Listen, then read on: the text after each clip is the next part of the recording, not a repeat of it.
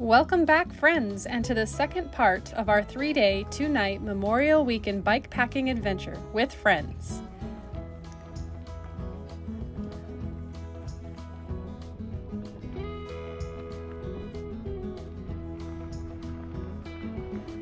Hop on as we take you deeper into the farmlands of Eastern Oregon. We're glad you're joining us for the ride.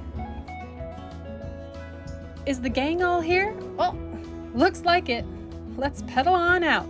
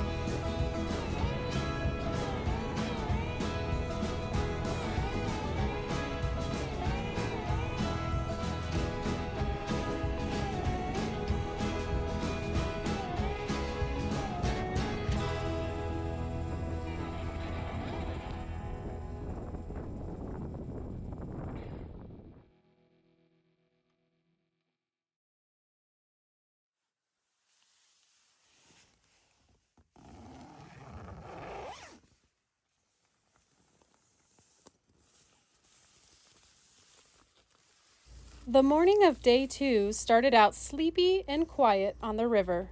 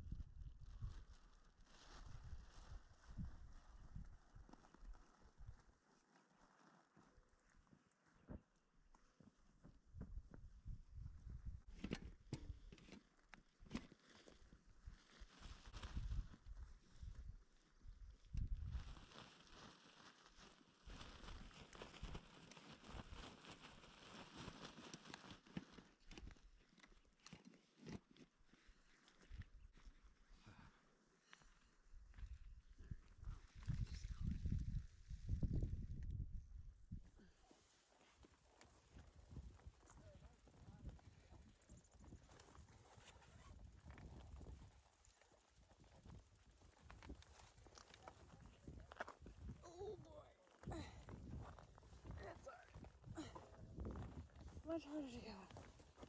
There's my helmet.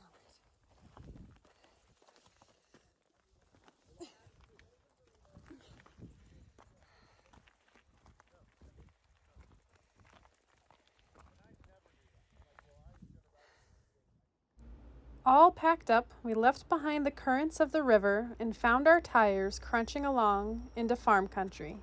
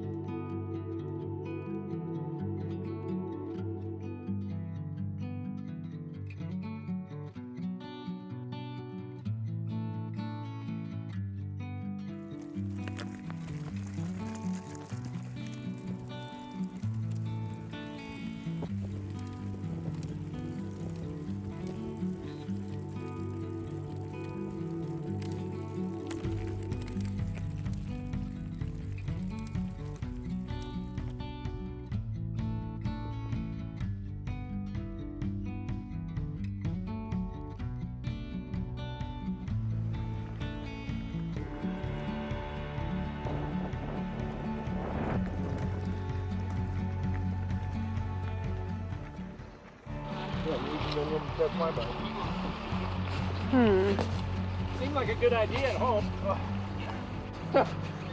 He's like, what are those dummies doing? I was wondering what you guys are doing. We're just carrying our bikes today.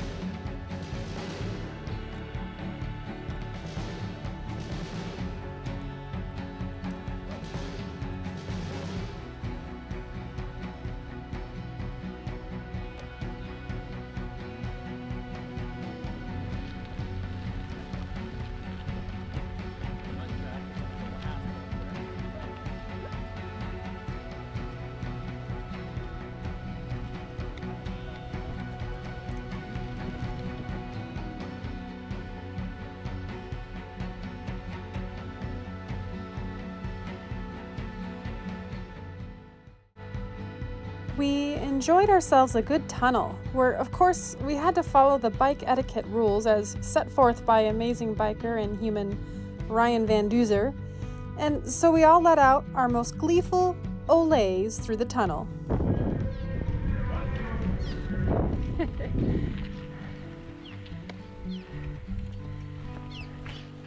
It's deep in here.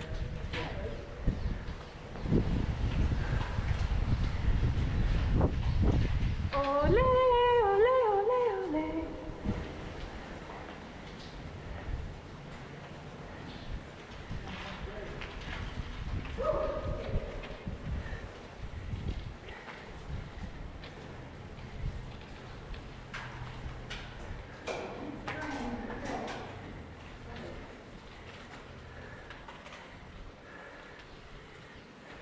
Our happy stoke vibe was immediately cut short by the gnarly climb that greeted us on the other side of this tunnel.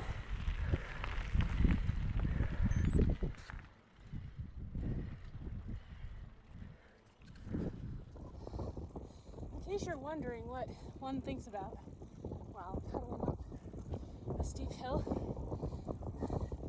I've been thinking about my good old friend Tom Hanks and his quote. I'll let him take it away from here. Take it away, Tom Hanks. Just got too hard. It's supposed to be hard. If it wasn't hard, everyone would do it. The hard is what makes it great.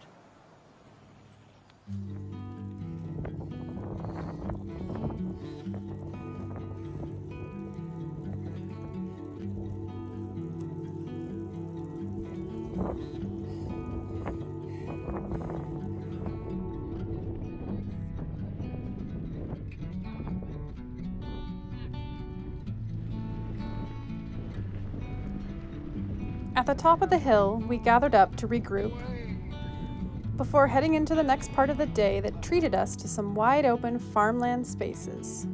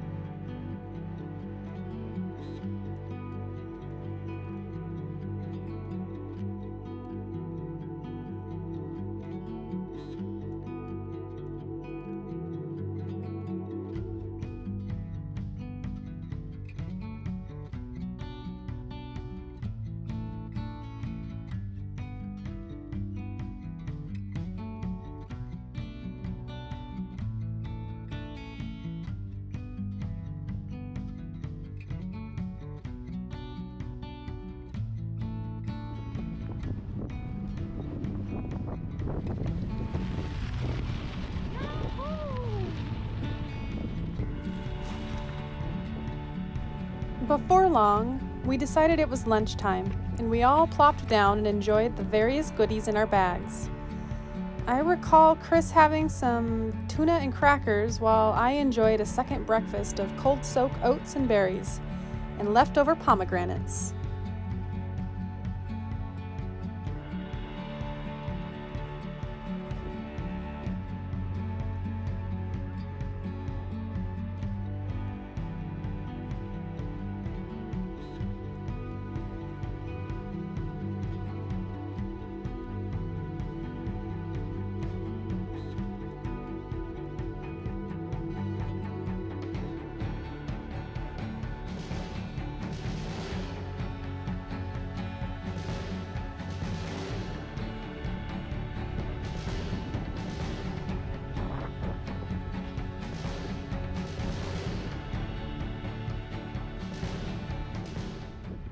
After lunch, I made sure to not leave any litter behind, and also went a step further by nabbing an extra piece of trash left accidentally behind by someone else.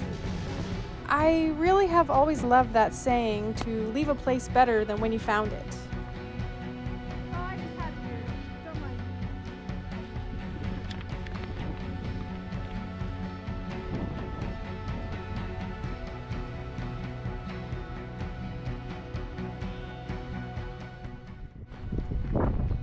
trace means lots of things.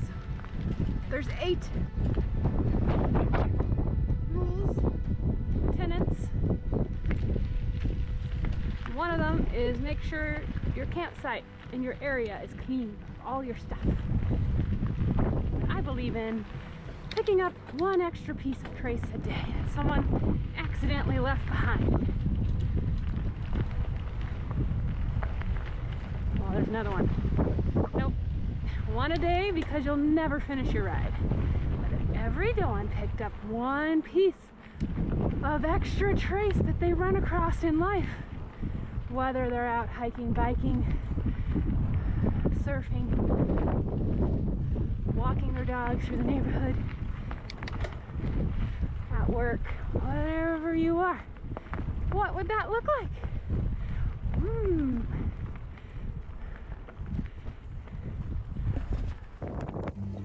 I had approached this Memorial Weekend adventure with not many expectations in mind other than to meet new friends, spend time in nature, gaining a deeper understanding and respect for our rivers and farmlands.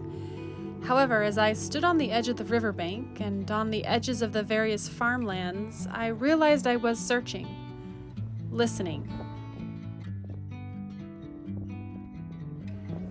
Pedaling away and gripping my handlebars, the word balance came to mind.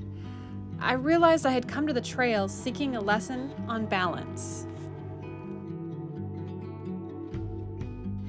I've been focusing on the concept of balance in my personal life these past few years.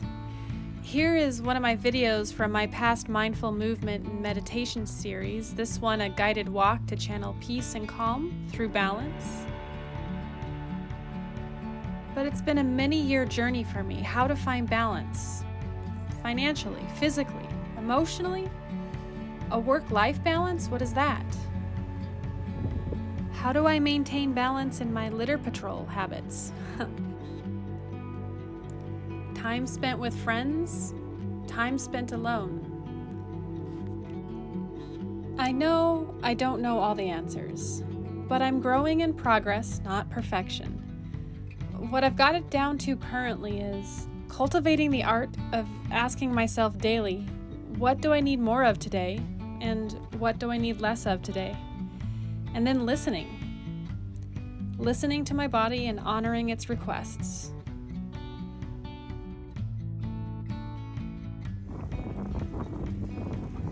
I interrupt this adventure for story time. I'm going to tell you a story. All right, get your snacks.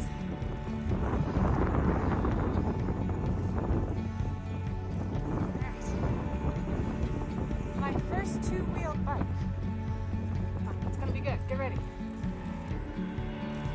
My first 2-wheeled bike was the shade of pink that most little girls would rather be caught dead with than to have any association with the color. But nevertheless, I was proud to call it mine and determined to try it out at any costs.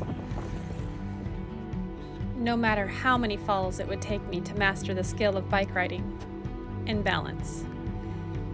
It was my father who was the first to announce that he felt I was ready to learn. Naturally, my mother, the more protected of the two, thought otherwise. Now that I think back on it, her reason for feeling that I wasn't ready was probably due to her inability to let me grow up. More than due to her inability to stand there on the hot concrete and watch me whiz by her time after time, only to see my knobby knees and elbows hit that concrete. Obviously, my father got his way. After he had taken me out to our dusky garage after a lazy summer dinner and wheeled out that ever-so-pink banana seat bicycle, he had me hooked. The minute my mother found the two of us out in the cooling driveway, adjusting the seat and handlebars, her face fell. I guess it was because she knew she had lost the battle in keeping her daughter safe around the house and still her little girl. I guess she knew all too well that by the next evening she would have meticulously placed nearly 10 band-aids up and down my scraped limbs, only to do it again the next evening. I guess she knew that soon I would hardly be around the house anymore, following her around, because it is a well-known fact that once a child learns to ride a bike, some sort of intangible chain is broken, and that child gains this inexplicable freedom. I wish she had warned me. about how many band-aids I'd need in order to learn that tricky thing called balance. Sure enough, the next day my father had taken me down to an abandoned parking lot to avoid crashing into things, my father insisted. How little did I know that even if there weren't a single object on that rocky concrete for miles, I would still find a way to fall off that bike. However, this was all to be learned in time. As for that moment, when we finally reached that parking lot, and I looked out from underneath my new plastic helmet at the pure vastness of it all, and then tilted my head up to take in my father's reassuring face, I honestly felt like I could conquer the world. This feeling was short-lived, though, and dissipated quickly the moment I found myself sitting atop my banana seat, my hands gripping the handlebars too tightly and looking down at my feet. They were scrambling to find their spot on the pedals. The minute my feet found their place, I peered back up at my father's face as he struggled to keep the bike steady. I must have had the appearance of a cat in the water, completely out of my element. After much coaxing and encouragement and instructions, we were off, my father pushing from behind while I concentrated on my wobbling handlebars and tried to keep up with my legs who were attempting to pump the chain. I could conquer the world. This was easy. I craned my plastic head to smile back at my father, but to my horror, he was standing about 5 feet behind me, jumping and waving, and before I knew it, I was on the ground, tangled up in that mess of a bike. How could he just let go of me like that? I remember hearing him quickly cover those 5 feet of ground with those huge brown shoes of his, and him asking, "Are you all right?" I nodded my head, and soon he had that bike off of me and underneath me once again. This time, my knuckles turning white at the handlebars and a long scrape on one of my legs. I wish I could say that we made some progress that afternoon, but for the most part, the entire day was spent with me trusting my dad to hold me up and becoming frustrated with him when he wouldn't, allowing me to fall to the ground yet once again.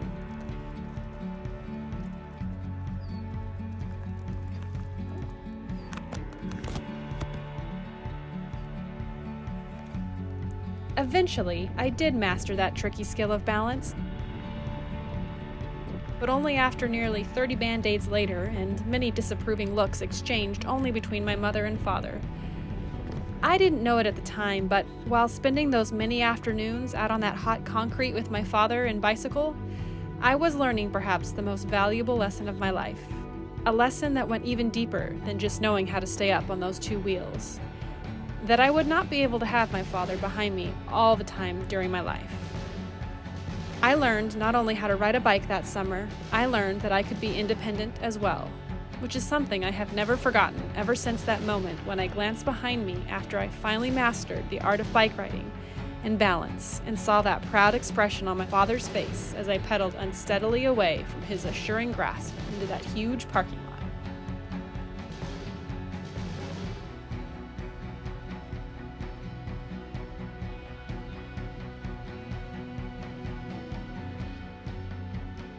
While I did eventually learn the art of balance on two wheels, I'm still a work in progress when it comes to maintaining life balance.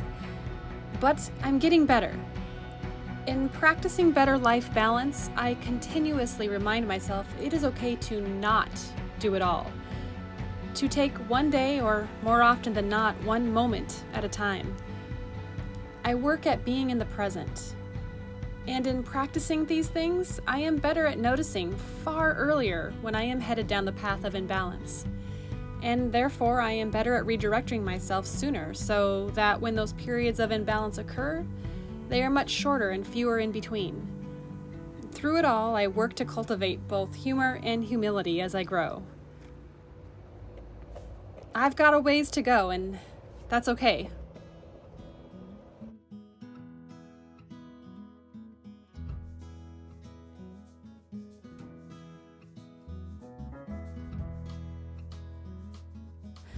Life is a journey after all, isn't it? So you gotta balance on.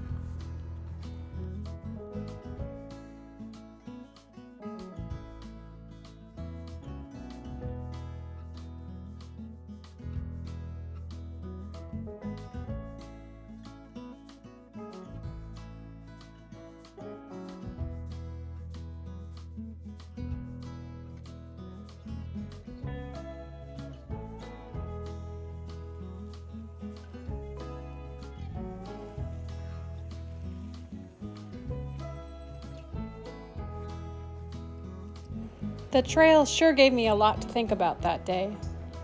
It was time to set up camp.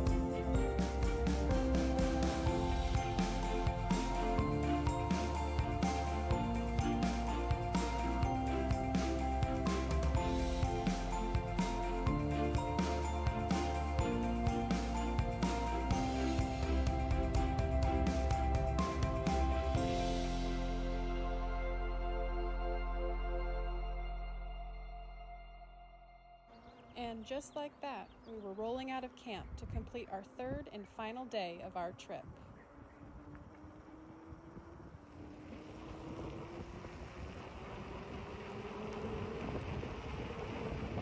Feeling accomplished from the last couple of days and reflective over my ponderings, my tires were eager to find the dirt trail that would take us all the way home.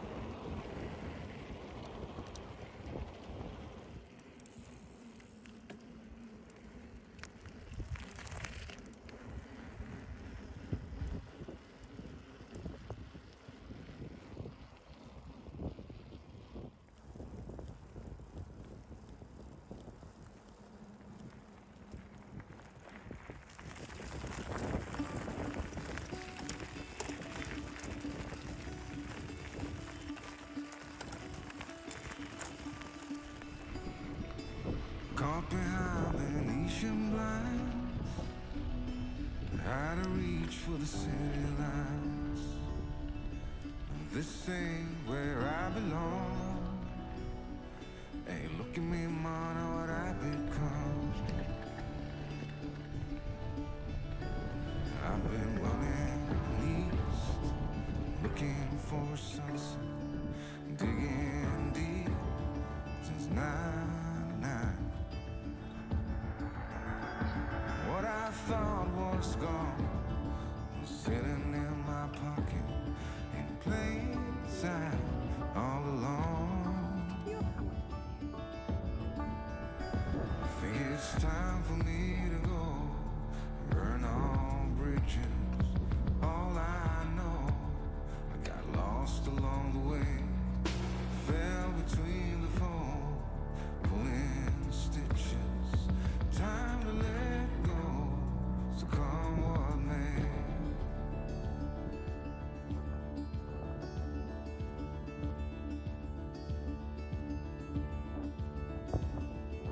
Don't look before you leave.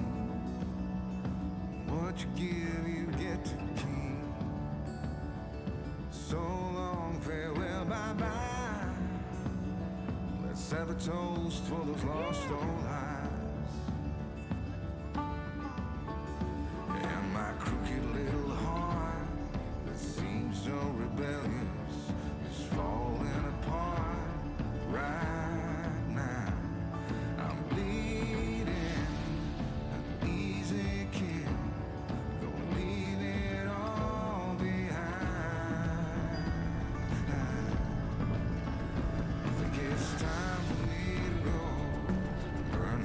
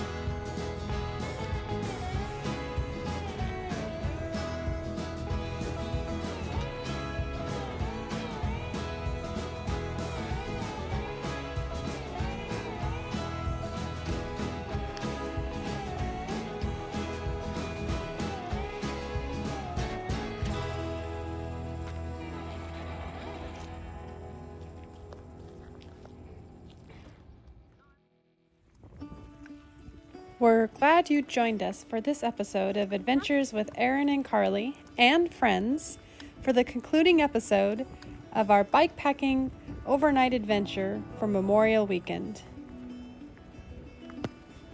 We hoped you enjoyed going deeper into the Eastern Oregon farmlands and fishing lands. Until next time, remember, life's a journey, so ride on.